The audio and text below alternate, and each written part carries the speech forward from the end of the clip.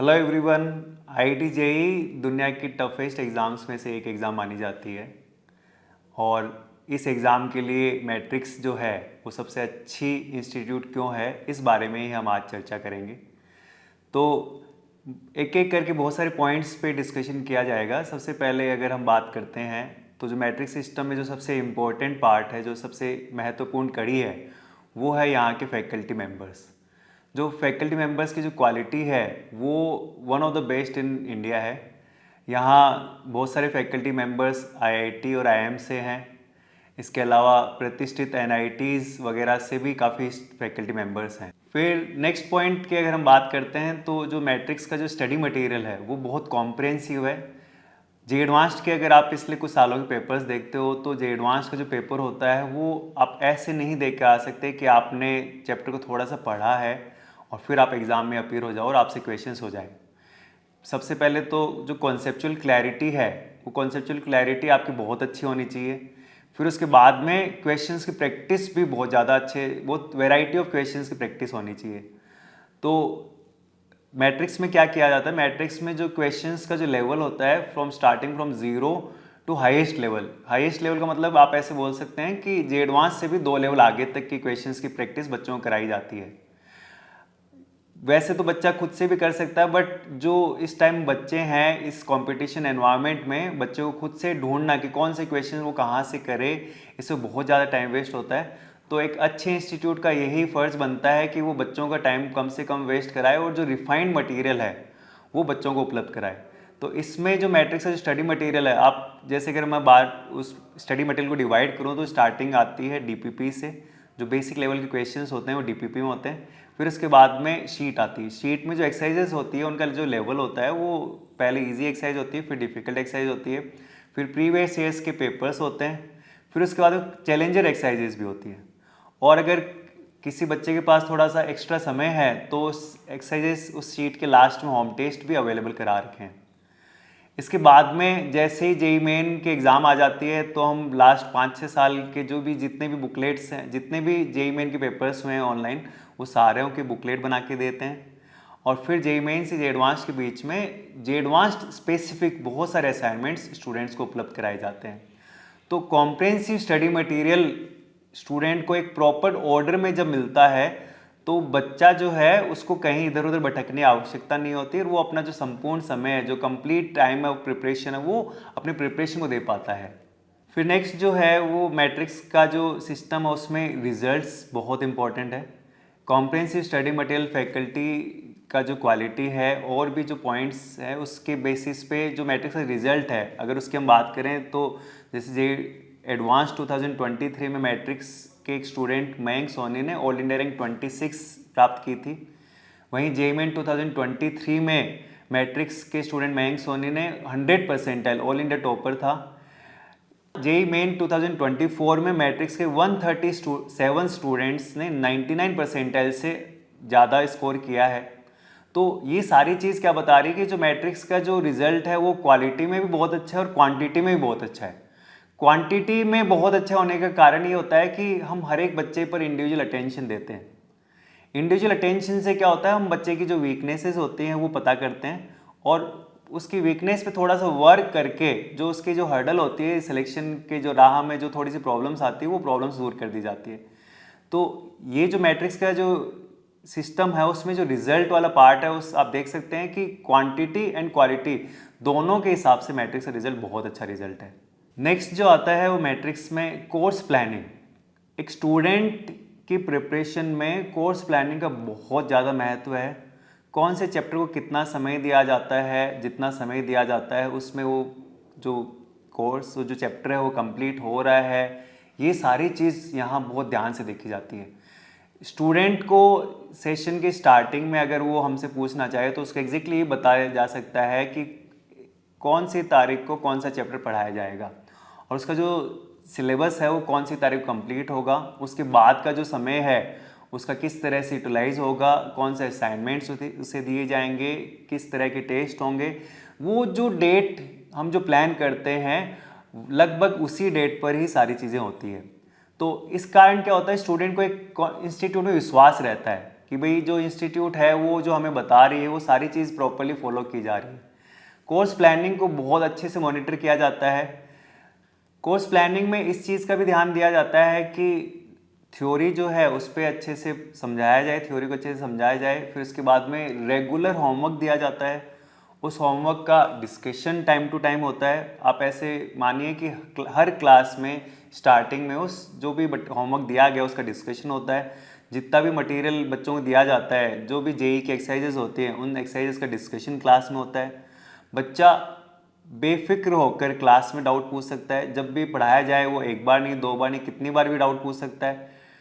और अगर उसको क्लास में मान लो कई बहुत सारे बच्चे इंट्रोवर्ट होते हैं, वो क्लास में जो बच्चे हैं उनके सामने डाउट नहीं पूछ पाते हैं, तो क्लास के बाहर भी डाउट पूछ सकते हैं।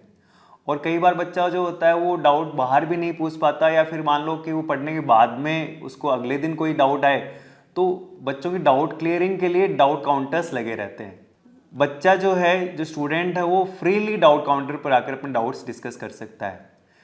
ये हमने देखा है कि केवल पढ़ाने से ही सिलेक्शन नहीं होता है। बच्चे के जो डाउट्स हैं, बच्चा जब क्वेश्चंस करता है उसके मन में बहुत सारे हजार तरह के डाउट्स आते हैं, वो डाउट्स का क्लियर होना बहुत ज़रूरी होता है। इसलिए मैट्रिक्स के जो सिस्टम में एक इम्पॉर्टेंट पार्ट ये भी है कि बच्चा जो है वो फ्रीली अपने डाउट्स क्लियर कर सकता है। उसमें डाउट काउंटर्स एक इम्पॉर्टेंट रोल प्ले करते हैं। डाउट काउंटर्स के अलावा मैट्रिक्स के सिस्टम में मैटलैब एक बहुत इंपॉर्टेंट पार्ट है। मैटलैब में जो जितना भी स्टडी मटेरियल है, जितने भी चैप्टर्स, उन सभी के वीडियो लेक्चर्स अवेलेबल है। जितना भी स्टडी मटेरियल है उन सभी की वीडियो सॉल्यूशंस अवेलेबल है। क्लास में कई बार बच्चा जो है इतना 100% कॉन्सेंट्रेशन के साथ नहीं बैठ पाता है, तो कई बार उसका कॉन्सेप्ट थोड़ा सा मिस हो जाता है, और वो इंट्रोवर्ट होता है या हेजिटेशन के कारण क्लास में डाउट भी नहीं पूछ पाता। तो इस कारण कई बार अगर बच्चे को कोई कॉन्सेप्ट अगर नहीं समझ में आता है, तो वो मैटलैब में जाकर अपने डाउट्स जो है या वो कॉन्सेप्ट है वो दोबारा पढ़ सकता है। इसके अलावा हमने देखा है कि जो बच्चा है वो कई बार बीमार भी हो सकता है। बीमार होने के कारण उसके 2-3 दिन, 4-5 दिन की क्लासेस भी मिस हो जाती है। तो जब उसकी क्लासेस मिस हो जाती है, तो बच्चा जो है, जो स्टूडेंट है, वो कैसे कवर करे अपना, वो जो पेंडिंग है वो कैसे कवर करे। तो उसके लिए जो मैटलैब है वो काफ़ी हेल्पिंग टूल होता है। वो स्टूडेंट आराम से जाकर मैटलैब में जो भी उसकी क्लासेस मिस हुई है वो क्लासेस अटेंड कर ले। इसके अलावा जो डिस्कशन उसका मिस हुआ है वो डिस्कशन एक बार उसके वीडियो सॉल्यूशंस देख ले। इसके अलावा मैटलैब एक और चीज़ में काम आती है। जैसे बच्चा मान लो कि 2 महीने बाद में कोई चैप्टर दोबारा से रिवाइज कर रहा है। अब उस कॉन्सेप्ट को जब पढ़ाया जा रहा था तब तो उसको समझ में आ गया था, बट जब अब 2 महीने बाद में जब दोबारा देख रहा है तो उसको कई बार चीज़ें नहीं समझ में आती। तो वहाँ फिर वो फैकल्टी से टाइम लेता है, तो एक हेजिटेशन रहती है। तो वो हेजिटेशन जो उस हेजिटेशन को दूर करने के लिए को टूल दे दिया गया है कि भाई आप मैटलैब में जाकर अपने जो डाउट्स हैं वो कर सकते हो क्लियर। तो इस कारण किसी बच्चे को ये जो है कि यार मेरे को सर से पूछूंगा तो सर क्या सोचेंगे, इनर्शिया रहता है, वो इनर्शिया जो है वो ओवरकम करके वो मैटलैब के थ्रू भी अपने डाउट्स क्लियर कर सकता है। जेई एग्ज़ाम में अगर हम बात करते हैं तो टेस्टिंग जो सिस्टम होता है, जो टेस्ट कितने होते हैं, कैसे होते हैं, वो बहुत इंपॉर्टेंट होता है। मैट्रिक्स का जो टेस्टिंग सिस्टम है वो काफ़ी अच्छा सिस्टम है। उसमें थ्रू आउट सेशन जो है वो टेस्ट होते हैं। जो भी सिलेबस पढ़ाया जाता है, जेई एडवांस और जेई मेन दोनों तरह के टेस्ट होते हैं। जेई मेन में जेई मेन से थोड़ा सा ऊपर लेवल के क्वेश्चन पेपर बनाए जाते हैं। जेई एडवांस्ड में भी जेई एडवांस से थोड़ा सा ऊपर लेवल का क्वेश्चन पेपर बनाया जाता है। जैसे ही सिलेबस कंप्लीट होता है, तो जैसे अगर हम 12th के स्टूडेंट की बात करें तो 12th के स्टूडेंट के लिए एक कॉम्प्रहेंसिव टेस्ट सीरीज़ प्लान की जाती है। टेस्ट सीरीज़ जो है उसमें ऑनलाइन ऑफलाइन टेस्ट होते हैं। उसमें जेई मेन के भी टेस्ट होते हैं, जेई एडवांस्ड के भी टेस्ट होते हैं। फिर जेई मेन जनवरी अटेम्प्ट से पहले फुल सिलेबस टेस्ट की टेस्ट सीरीज स्टार्ट की जाती है, जिसमें 5 से 6 फुल सिलेबस टेस्ट होते हैं। ये सारे टेस्ट ऑनलाइन होते हैं, और इस जो सारे पेपर्स जितने भी क्वेश्चंस है सब के सब जेई मेन के हिसाब से बहुत रिलेवेंट होते हैं। फिर जेई मेन जनवरी अटेम्प्ट से जेई मेन अप्रैल अटेम्प्ट के बीच में भी एक full syllabus test series plan की जाती है 12th के स्टूडेंट के लिए। उसमें भी एग्जैक्टली जो टेस्ट पेपर का जो लेवल होता है वो लेवल जेई मेन से थोड़ा सा ऊपर ही रहता है। फिर जेई एडवांस्ड के बाद में एक और टेस्ट सीरीज उनके लिए स्टार्ट की जाती है, जिसमें जो सारे टेस्ट पेपर हैं वो जेई एडवांस्ड के होते हैं, 2 पेपर टेस्ट होते हैं। तो जब स्टूडेंट का सिलेबस रिवाइज हो जाता है और वो जब इतने सारे टेस्ट की प्रैक्टिस कर लेता है और उन टेस्ट पेपर का एनालिसिस देखिए टेस्ट पेपर का जो प्रैक्टिस है वो तो इम्पोर्टेंट है ही, टेस्ट देना तो इम्पोर्टेंट है ही, साथ ही साथ उस टेस्ट का एनालिसिस भी बहुत ज़रूरी है। तो जो मैट्रिक्स का जो ऑनलाइन प्लेटफॉर्म है, ऑनलाइन टेस्ट का प्लेटफॉर्म है, उसमें बहुत सारे तरह के पैरामीटर्स के बेसिस पर उसका एनालिसिस बताया जाता है।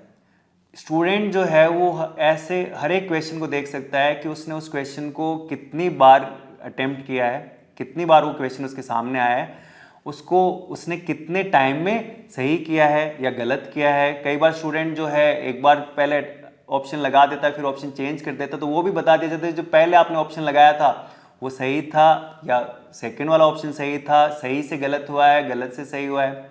इसके अलावा एनालिसिस में एक ये भी होता है कि हर क्वेश्चन में साइड में ये लिखा रहता है कि ये जो क्वेश्चन है कितने % स्टूडेंट्स ने सही किया है, टॉप 10% स्टूडेंट्स में से कितने % स्टूडेंट्स ने सही किया है, टॉप 25% स्टूडेंट्स में से कितने % स्टूडेंट्स ने सही किया है।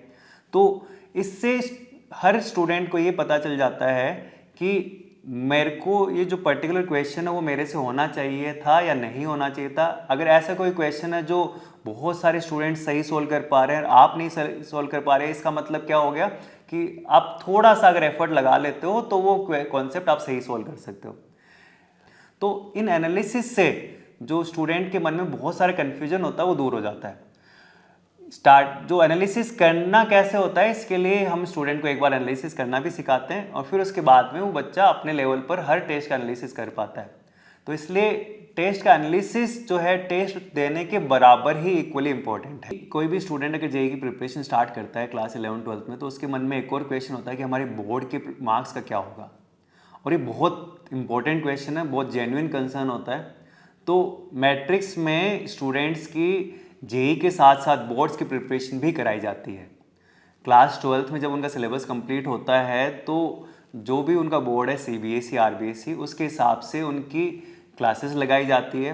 वो जो क्लासेस हैं बोर्ड की, जो डिवीजन क्लासेस या आप क्लासेस बोल दीजिए, उन क्लासेस को जो वही टीचर्स क्लास लेते हैं जो बोर्ड के एक्सपर्ट टीचर्स होते हैं। जेईई की टीचर्स जेईई का कोर्स कराते हैं, जो बोर्ड के एक्सपर्ट टीचर्स हैं वो उनका बोर्ड की क्लासेस लेते हैं।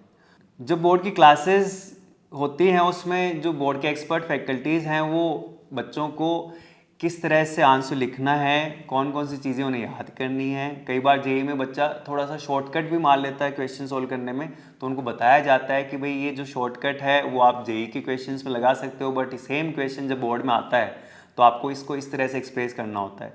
तो जेईई के स्टूडेंट को कॉन्सेप्ट्स तो आते हैं बट उनको एग्जाम में किस तरह से रिप्रेजेंट करना होता है ये बहुत इंपॉर्टेंट चीज़ होती है। तो ये चीज़ जो है बोर्ड के एक्सपर्ट्स के द्वारा बताई जाती है।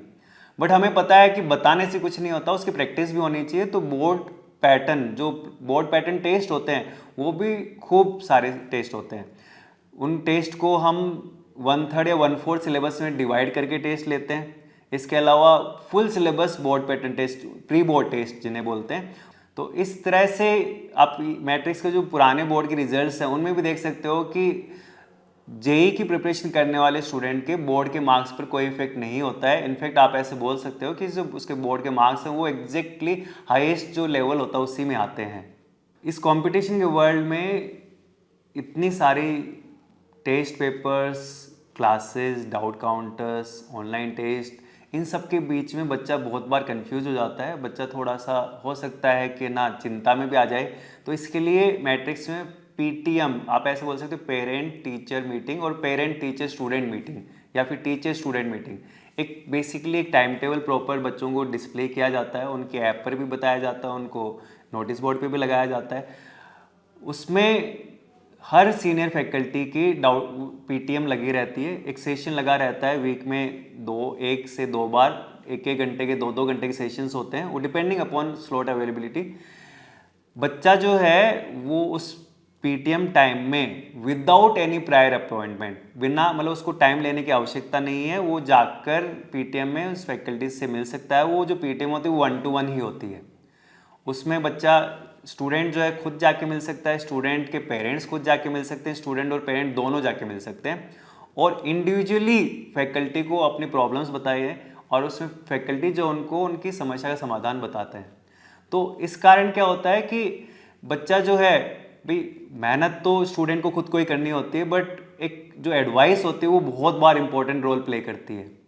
तो इसलिए पीटीएम का काफ़ी इंपॉर्टेंस होता है। पीटीएम के अलावा जैसे ये तो इंस्टीट्यूट की तरफ से प्री डिज़ाइंड पीटीएम रहती है, इसके अलावा बच्चा जो है खुद से भी फैकल्टी से टाइम ले सकता है। फैकल्टी जब क्लास ख़त्म हो या फिर फैकल्टी से वहाँ रिसेप्शन पर आकर बोल दे, फैकल्टी से खुद से भी टाइम ले सकता है। इसके अलावा एक और मैट्रिक्स सिस्टम बना रखा है कि बच्चा जो है वो अपने जो भी उसका मैट्रिक्स का लॉगिन है, स्टूडेंट लॉगिन है, वहाँ से डायरेक्ट पीटीएम के लिए रिक्वेस्ट जनरेट कर सकता है। बहुत बार जो बच्चा है जब मान लो क्लास घर पे बैठा हुआ है, होमवर्क कर रहा है, उसको अचानक से ऐसा लगता है यार मेरे को ये बहुत सारे क्वेश्चन है पूछने हैं, तो वो क्या करता है पीटीएम की रिक्वेस्ट जनरेट कर देता है और उसको फिर उसके बाद में मैट्रिक्स सिस्टम की तरफ से इंफॉर्मेशन पहुंच जाती है कि भाई आपका इन पर्टिकुलर फैकल्टी के साथ इस तारीख को पीटीएम है। अब ये सिस्टम होने का बेनिफिट ये होता है कि बच्चा अगर वो ये सिस्टम ना हो तो फिर बच्चा अगले दिन सोचता है कि यार रहने दो, वो इतनी तो प्रॉब्लम्स हैं, चलो बाद में देख लेंगे, इनर्शिया आता है उसको पूछने में। जबकि अगर वही उसके मैट्रिक्स लॉगिन जो स्टूडेंट लॉगिन है उसमें अवेलेबल रहता है तो हाथों हाथ पीटीएम की रिक्वेस्ट जनरेट कर देता है। जेई के इस कॉम्पिटिटिव सिनेरियो में एकेडमिक के साथ साथ नॉन एकेडमिक सपोर्ट का भी बहुत ज़्यादा इंपॉर्टेंस रहता है और मैट्रिक्स का हमेशा यही प्रयास रहता है कि स्टूडेंट को इंस्टीट्यूट में और जहाँ अगर ये सीकर में कहीं भी रह रहा है तो उसको घर जैसा एनवायरनमेंट मिले, उसको कहीं भी ऐसी कमी ना खले कि मेरे को कोई सपोर्ट की कमी है, मैं अगर ये हेल्प मिल जाए तो बहुत अच्छा हो जाए। इसके लिए मैट्रिक्स ने नॉन एकेडमिक काउंसलर्स भी नियुक्त कर रखे हैं, जहां स्टूडेंट उन काउंसलर से आकर अपनी समस्याओं का अपनी समस्याएं बता सकता है और उनका समाधान ले सकता है। इसके अलावा और भी किसी प्रकार की उसको मदद चाहिए होती है तो मदद उपलब्ध कराई जाती है। कई बार बच्चा जो है पढ़ते पढ़ते उसको थोड़ा मोटिवेशन की कमी होती है तो हम कई बार बच्चों के मोटिवेशन सेशन लिए जाते हैं, उनको फैकल्टीज़ के द्वारा मोटिवेट किया जाता है। कई बार आउट ऑफ सिस्टम मैट्रिक्स के अलावा किसी दूसरे पर्सन को बुलाकर भी मोटिवेट किया जाता है। जिस मैट्रिक्स के जो फैकल्टीज़ है उनसे तो बच्चा बहुत बार मिलता है, पर कई जो एकदम जो मैट्रिक्स सिस्टम का पार्ट नहीं है ऐसे किसी व्यक्तित्व को बुलाकर मोटिवेशन सेशन कराने से भी बहुत बार बेनिफिट होता है। तो ऐसे भी हम साल में कई बार ऐसे सत्र करवाते हैं। मोटिवेशन सेशन का बेनिफिट ये होता है कि बच्चे को थोड़ी सी अपने आगे की राह क्लियर हो जाती है और वो जो थोड़ा सा हर्डल होता है, थोड़ा सा फ्रिक्शन होता है, वो फ्रिक्शन खत्म हो जाता है तो बच्चा अपनी पढ़ाई में वापस से लग जाता है। तो ओवरऑल अगर मैट्रिक्स के सिस्टम की बात करें तो जेई के हिसाब से, एकेडमिक्स के हिसाब से भी बहुत अच्छा सिस्टम है, नॉन एकेडमिक्स के हिसाब से भी बहुत अच्छा सिस्टम है। स्टूडेंट को यहाँ सपोर्ट में कोई कमी नहीं रहती। कोई भी स्टूडेंट जो है उसको उसके मार्क्स के बेसिस पे डिफ्रेंशिएट नहीं किया जाता है। बच्चा जो है वो फ्रीली आकर इनफैक्ट डायरेक्टर से भी डायरेक्ट आके अपनी बात सजेस्ट कर सकता है। मैट्रिक्स का जो स्टूडेंट लॉगिन है उसमें भी वो डायरेक्टर्स को अपनी डायरेक्ट कंप्लेंट कर सकता है। I'm proud to be part of Matrix family.